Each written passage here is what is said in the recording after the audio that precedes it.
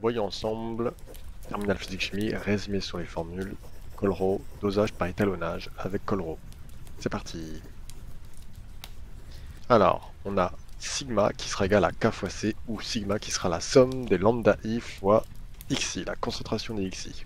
C'est-à-dire que sigma représente la conductivité de la solution en Siemens par mètre. C, ce sera la concentration en mol par mètre cube. Et si on utilise cette formule-là, sigma, ce sera en Siemens par mètre. Le lambda I, c'est la conductivité molaire ionique en Siemens mètre carré par mol. Et ici, c'est la concentration de chaque ion, donc aussi en mol par mètre cube.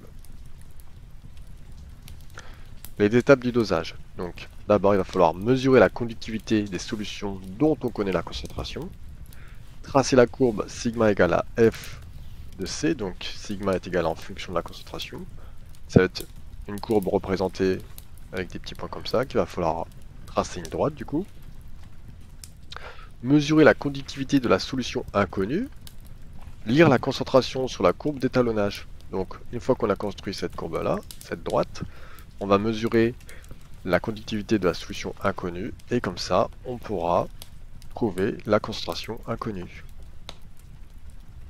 Ou calculer à l'aide de la formule C est égal à sigma sur K. Donc on pourrait calculer le coefficient directeur de la droite, qui prendrait du coup la place de K.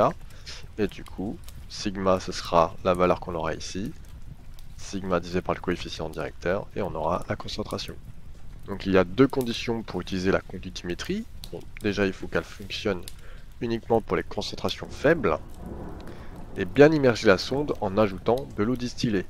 Donc généralement dans votre TP, il y aura un volume d'essai de 10 ml et on vous demandera de rajouter 200 ml d'eau distillée par exemple.